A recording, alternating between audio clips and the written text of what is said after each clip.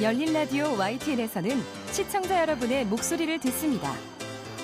참여 신청과 의견은 유료 문자 샵 0945, 우물정 0945나 YTN 라디오 프로그램 열린 라디오 YTN 게시판을 통해 남겨주세요. 지난 한 주간 있었던 뉴스들 가운데 사실 확인이 필요한 뉴스를 팩트체크해 봅니다. 팩트체크 전문 미디어죠. 뉴스톱의 송영훈 팩트체커 전화 연결돼 있습니다. 송 기자님 안녕하세요. 네, 안녕하세요. 네. 요즘 자녀 백신 예약이 연일 화제입니다. 네. 회사에서도 또 친구들 사이에서도 백신 예약했어? 연락 받았어? 이런 백신 접종 안부 묻기가 일상이 됐는데 네. 우리 송 기자님 혹시 백신 접종하셨어요? 아니요, 저는 아직 차례도 아니고요. 네. 자녀 백신 예약을 잘 못해서 좀 네. 바빠서 네. 못했는데 저 주변에도 맞으신 분들이 많이 있으시더라고요. 네, 저희 주변에도 속속 저 백신 맞았습니다. 또는 백신 네. 맞으러 갑니다. 이런 동료들이 속속 이어지고 있는데 저도 아직입니다. 예약했는데 연락이 없네요. 네. 자, 이렇게 코로나19 백신 접종에 대한 열기가 뜨거운데 그래서 백신 접종과 관련한 루머들 팩트체크해 주신다고요. 네. 일단 우리가 한번 짚어봤었는데 국내 백신 접종률은 정말 급상승 중이라죠? 네. 우선 국내 백신 접종률을 처음 집계한 게 지난 2월 24일이었는데요. 네. 약 석 달이 지난 5월 26일 기준으로 7.86%였습니다. 네. 그런데 그날부터 딱 6일이 지난 2월 1일 기준으로 4.5%가 증가한 12.4%를 기록했습니다. 그러면 세계 평균 접종률을 넘어섰고요. 네. 국가별 데이터를 집계하는 아워월드인 데이터 사이트를 보면은 이 한국의 접종률이 크게 오른 정도가 아니고 제가 보기엔 6일 만에 치솟았다 이렇게 보입니다. 치솟았다. 네. 예. 화살표 그래프 확 올라갔습니다. 확 올라갔어요. 그렇더라고요. 네. 이렇게 접종 예약이 진짜 치솟다 보니까 접종 전후에 준비사항에 대한 것들, 국민적 관심사도 커졌는데 전삼후타 이런 말이 네. SNS에 많이 돌던데 네. 이게 무슨 뜻이에요? 이 접종 전에는 삼겹살을 먹어야 하고 이 접종 후에는 아프지 않더라도 이 타로 시작하는 그 진통제를 미리 먹어야 한다 이런 뜻입니다. 예. 여기서 접종 전에 삼겹살을 먹는 이유는 이 삼겹살이 찬 성질을 가진 음식이다 이렇게 해서 백신 접종 후에 발열 증상을 막아주고 또 이 항체 형성 과정에서 필요한 단백질을 대량으로 공급하기 때문에 있기 쉽기 때문에 유용한 음식이라는 주장이고요. 근데 이제 삼겹살이 찬 성질 음식이라고 말하는 거는 이 흔히 말하는 찬 성질, 더운 성질 이렇게 표현하는 건 한약에 쓰는 말이고요. 네. 발열 증상을 완화시킨다 이런 근거는 아직 과학적으로 밝혀진 건 없습니다. 삼겹살 맛있잖아요. 네. 네. 그러니까 일단 드시는 건 좋다 쳐도 그러니까 발열 증상이나 접종 후에 이런 증상이 없는데도 해열 진통제를 복용하는 거 예비적으로 일단 하나 먹었어 이런 분들 많으시던데 괜찮은 거예요? 별로 권하지 않고 있습니다. 보통 해열 진통제는 요새 처방이 없이도 약국에서 쉽게 구할 수 있는 상비약이기도 하죠. 그렇죠. 그래서 발열 증상이 견디기 어려울 정도라면은 이 복용을 하는 게 맞는데요. 네. 그런데 증상이 없으신 분들이 미리 먹어두는 거는 좋은 방법이 아닙니다. 왜냐하면 백신 접종 후 나타나는 그 여러 증상 반응들이 이 사람마다 다르고요. 네. 또 약하거나 쉽게 지나가는 경우가 많습니다. 그래서 미리 약을 먹는 거는 오히려 좋지 않을 수가 있습니다. 그렇군요. 한국보다 먼저 이제 코로나19 백신 접종을 시작한 미국에서도요. 초창기 이 백신 접종 부작용을 우려해서 미리 진통제를 복용해야 한다 이런 루머가 쫙 퍼졌는데 네. 결국 이제 미국 질병통제방센터 CDC에서도 이 부작용을 예방하려고 백신 접종 전에 해열제 등의 약을 복용하는 것은 권장하지 않는다 이렇게 밝혔습니다. 그리고 현재 우리나라 방역질병청도 이 발열, 전신 통증 등 증상이 발현되기 전에는 미리 복용하지 말라고 권고하고 있습니다. 그렇군요. 네.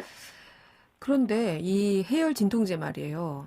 여러 종류가 있는데 유독 그 타자로 시작하는 그 진통제만 언급이 되면서 시중 약국에서 구하기 힘들다 이런 보도도 있던데요.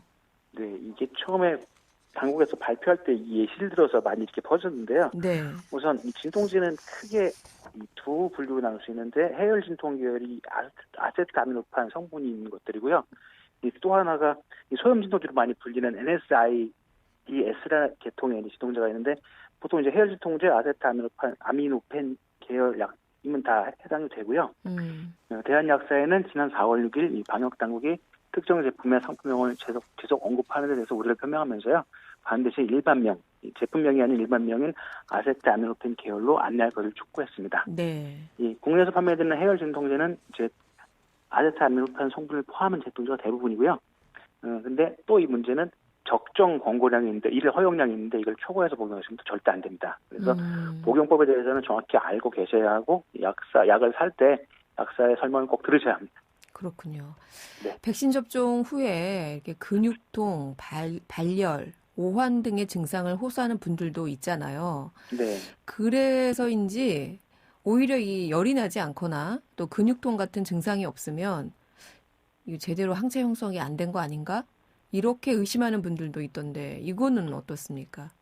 네, 역시 그렇지 않습니다. 이 코로나19 백신 접종 후 부작용 발생 여부와 백신으로 인한 항체 형성은 무관하다는 연구 결과가 이미 나와 있습니다. 네. 네, 지난달인데요. 지난 5월 28일 서울대학교병원 박완범 교수와 분당 서울대병원 송경호 교수 연구팀은 지난 3월, 4월에 코로나19 백신을 접종한 135명을 대상으로 접종 후 부작용과 항체 형성의 연관성을 평가해서 이 같은 사실을 확인했다고 밝혔습니다. 네. 백신을 맞고 별 증상이 없다고 해서 백신 효과가 없을 거다 이렇게 걱정할 필요 없다는 뜻이고요.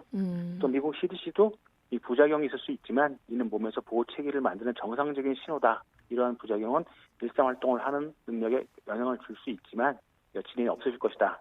특히 많은 사람들에게는 부작용이 없을 수도 있다. 이렇게 밝히고 있습니다. 네. 자, 그리고 이 평소에 알레르기, 비염이라든가 이런 거 있잖아요. 알레르기 증상이 있는 분들 접종 전에 미리 특정 알레르기 약을 복용하기도 하던데 이거는 괜찮나요? 그 해당 약품도 이제 어떤 제품명이 나오긴 했는데 그 약품은 만성 두드러기와 계절성 알레르기 비염의 증상을 완화하는 효과가 입증된 약물이지만 이게 코로나19 백신 접종으로 인한 알레르기 반응까지 완화할 수 있는지는 아직 입증된 바가 없습니다. 질병관리청도 이 알레르기 병력이 있는 경우 예방접종을 예진표에 자세히 기록을 하고 접종 후 알레르기 증상이 호전되지 않거나 더 진행되는 나빠지는 경우에 반드시 의료기관을 방문하라고 이렇게 안내하고 있습니다. 그렇군요. 네. 자, 다음으로 팩트체크해볼 주제 어떤 겁니까? 예, 좀 갑자기 특이한 내용이 올라왔는데요. 국가에서 법으로 금지하는 단어가 생긴다. 이런 주제항이 온라인 커뮤니티에서 많이 공유가 됐습니다. 네. 주로 20대 젊은 층이 많이 모여있는 온라인 커뮤니티가 몇 곳이 있는데요. 그곳에 최근에 국가 금지 단어 생김 이런 제목의 게시물이 올라왔는데 내용을 보니까 주로 연령, 인종, 젠더 관련해 비하하는 용어들을 국가에서 법으로 사용 금지시킨다 이런 내용이었습니다. 네. 그래서 댓글에는 단어까지 통제하는 거 독재국가 아니냐, 실제로 벌금 내는 거냐 이런 반응들이 많이 달렸습니다. 국가가 비하 용어를 사용 금지시킨다. 정말이에요? 일단 아닙니다. 아니고. 네, 온라인 커뮤니티 그 게시글에서 근거라고 내세운 게 뭐인지 봤더니 문화 다양성을 보호한다는 정부 관계부처의 합동 자료였습니다. 그 합동 자료에 예시단어로 나온 건데 미망인, 흑형, 결정장애, 틀딱 등의 단어고요. 네. 이거를 원문을 찾아보니까 문화체육관광부가 일상언어 표현 등에서 나타난 차별 표현 사례를 조사하겠다며 예를 든 그 4개의 단어였습니다. 네. 네, 이걸 다시 이제 원래 최초의 소스가 찾아봤더니 이 발단은 지난달 26일 문화체육관광부가 제9차 사회관계장관회의에서 관계부처 합동으로 발표한 제1차 문화 다양성 보호 및 증진 기본 계획입니다. 예, 국가가 추진한 기본 계획인데요. 네. 이게 올해부터 오는 2024년까지 추진하겠다는 계획인 거고요. 여러 정부 부처가 모여서 차별과 혐오에 선제 대응하고 문화 다양성의 보호와 증진의 목적으로 마련한 것입니다. 특히 이 내용 중에 문체부가 일상에서 사용하는 차별 표현을 조사하고 이 대안 표현을 마련해서 사례집을 발간하는 등 이런 인식 개선을 위한 홍보에 나서겠다고 밝혔고요. 그러면서 여기서 아까 말씀드린 해당 단어들을 그 예로 들은 겁니다. 네. 네. 이런 금지 규정 관련해서는 문체부뿐 아니고 여성가족부에도 있는데요. 여가부도 문화, 인종, 국가 관련 혐오 발언으로 다문화 가족에 대한 차별이나 편견을 주장하지 않도록 혐오 발언 등 금지 조항을 신설하겠다 이렇게 밝히고 있습니다.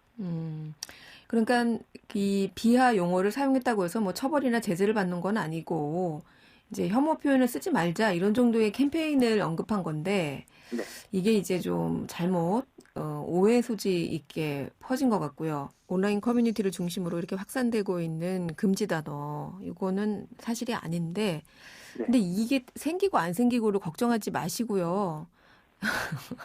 아까 우리 송 기자님께서 언급해 주신 그런 혐오나 차별의 뜻이 담긴 내용, 언어들 사실 사용하지 않는 게 옳지 않을까요? 그런 생각이 드네요. 네. 네. 오늘 말씀 여기까지 듣겠습니다. 고맙습니다. 네, 감사합니다. 네. 지금까지 뉴스톱의 송영훈 팩트체커였습니다. 열린 라디오 YTN 6월 5일 토요일 순서 이제 마칠 시간입니다. 저희 프로그램은 YTN 라디오 홈페이지와 애플리케이션 그리고 유튜브와 팟빵을 통해서도 다시 들으실 수 있습니다. 오늘 끝곡으로 레이디 가가의 Always Remember Us This Way 준비했고요. 저는 다음 주 토요일 저녁 8시 20분에 다시 돌아오겠습니다. 지금까지 김양원이었습니다. 고맙습니다.